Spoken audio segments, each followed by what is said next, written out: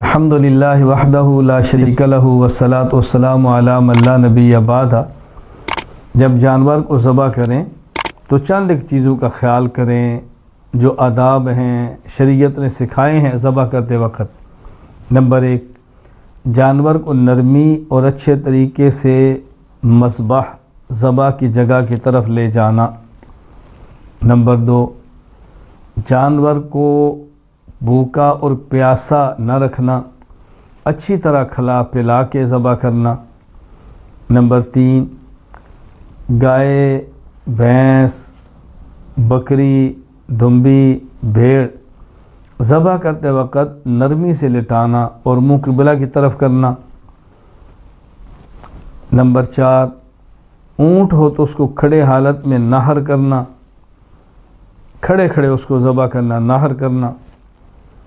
Number 5، بڑے جانور کی ٹانگ باندھنا، ٹانگیں باندھے تاکہ وہ تڑپ کر کوئی ایسا کام نہ کر گزرے کہ جسے ذبح میں دقت پیش ہو۔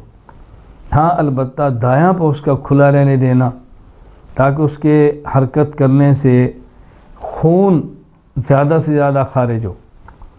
نمبر 6، ذبح کرنے والے کا دائیں ہاتھ سے ذبح کرنا۔ نمبر 7، باوضو ہو کر ذبح کرنا۔ نمبر 8، تیز دھار چھری یا تیز آلے سے ذبح کرنا۔ نمبر 9، ذبح کرتے وقت بسم اللہ اللہ اکبر کہنا۔ نمبر 10، 4 رگوں کا کاٹنا۔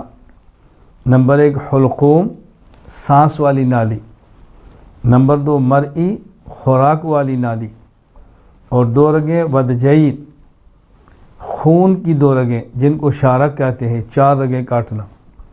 اگر 3 کٹ جائے 1 رہ جائے قربانی تب بھی ہو جائے گی، لیکن 4 رگوں کا کاٹنا یہ آداب میں سے ہے۔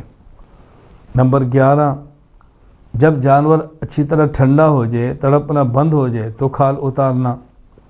نمبر 12، کھال کو احتیاط سے اتارنا، کٹ نہ لگیں، کھال خراب نہ ہو۔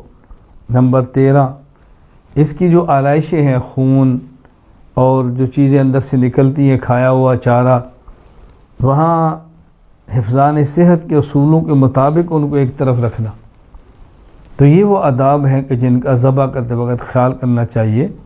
شریعت نے کس طرح بظاہر چیزیں چھوٹی ہیں مگر وہ بھی ہمیں سمجھائی ہیں۔